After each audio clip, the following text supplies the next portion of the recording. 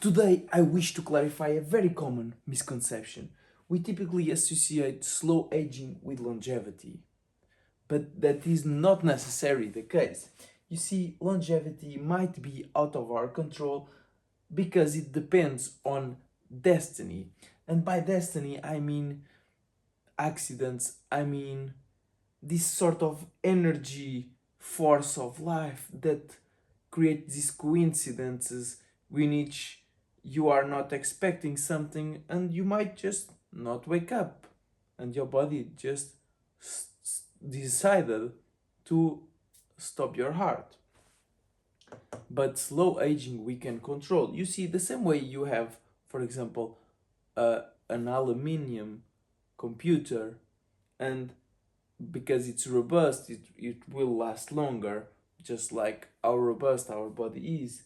But if we treat it nicely, if we take care of it, it won't get as much scratches.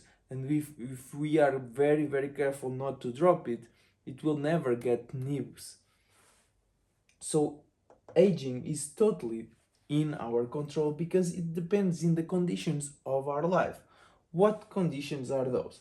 Let's divide them in five types of conditions. Probably the most impactful will always be diet.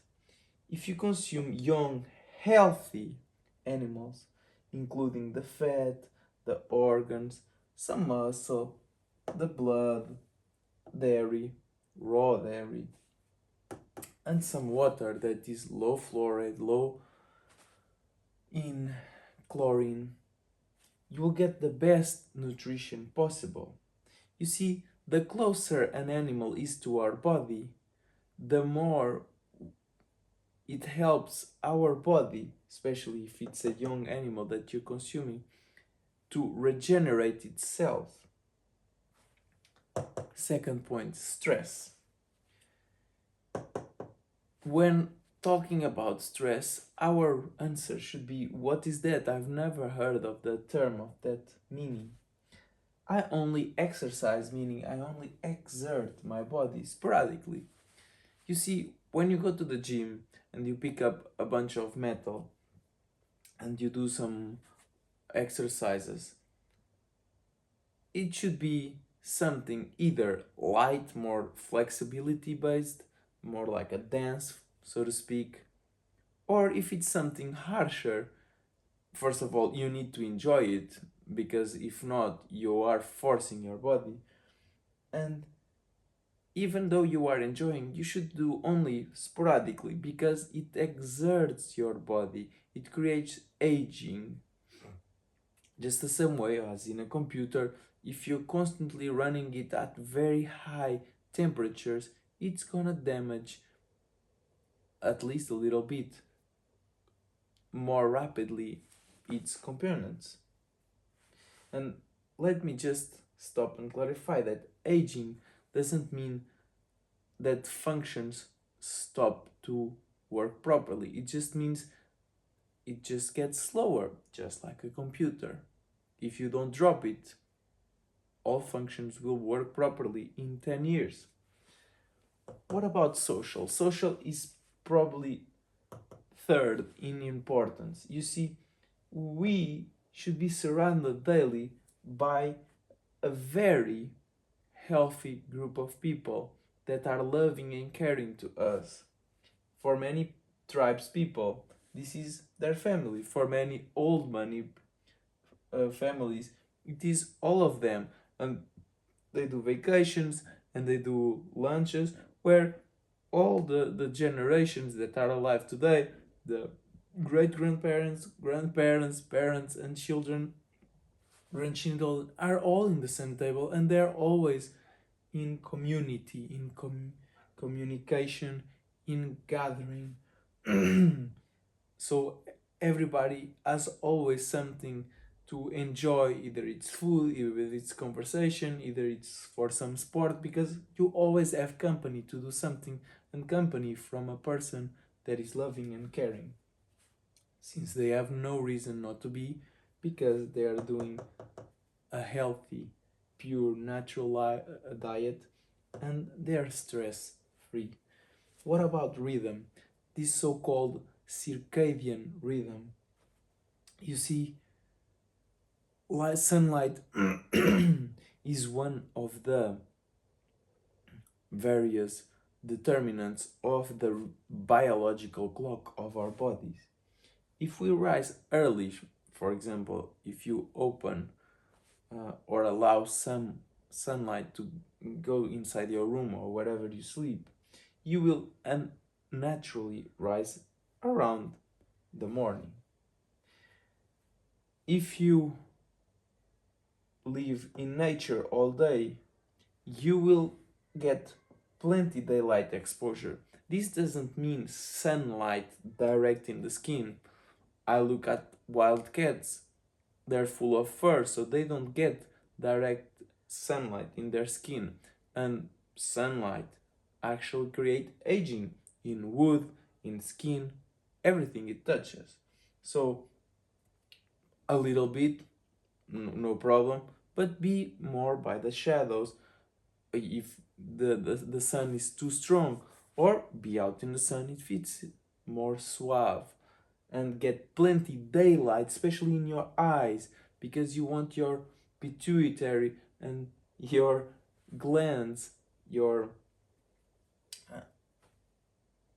sort of third eye, this to get enough light to feed sort of all of these bodily functions, as well as set your rhythm. Diet and the timings you eat will also create this rhythmic biological clock. So trying to do more or less the same timings every day will help your body to expect things and to be relaxed because it got what it was expecting.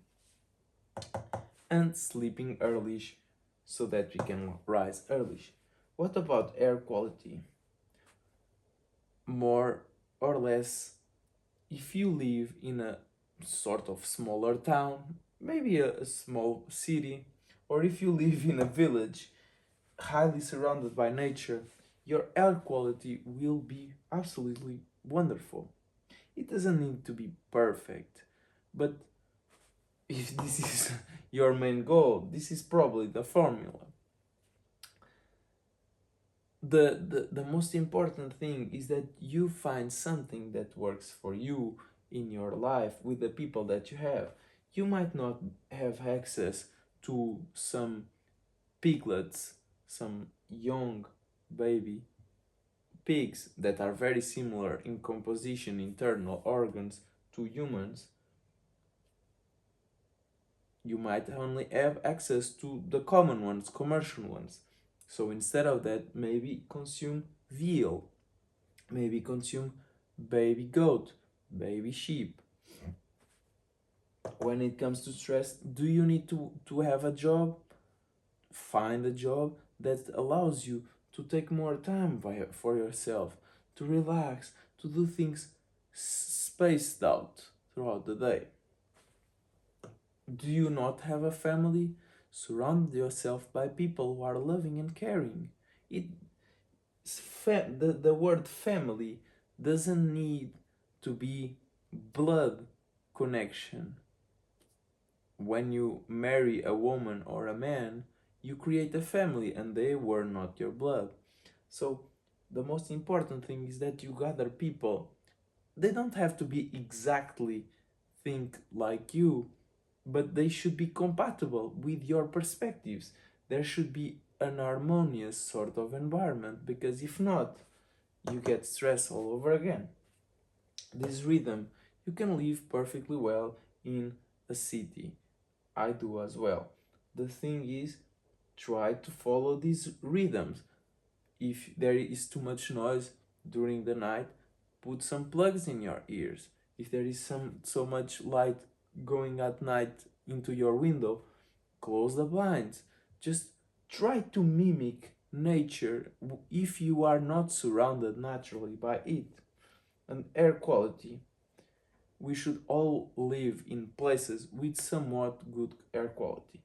But if for some any reason you're traveling for work or whatever, just try to find the best possibilities within the environment that you have. Do you live in New York City? Be in the park as often as possible. Do you have to work? You could work in your computer from the Central Park. These are just examples. When you're by the water, there's always also a fresh breeze, fresh air. So you can sort of adapt whatever that you have to sort of follow this. This will slow your aging, but this will also, and most importantly, improve your quality of life. So, yes, quality of life means slow aging, but slow aging does not mean longevity necessarily. It can mean if destiny wants to, but it might not mean it. As always, thank you so much for watching this video. I hope you learned something from this video, or at least relearn. It will help you rethink a few things. If you know somebody who can benefit from this, please send them the link. And if you want to check more videos just like this, whether it's about diet, whether it's about home, whether it's about mind, ideas, rethinking life, check out my channel. There are plenty there, and if those are not enough, you hit that subscribe button and more will come. Thanks.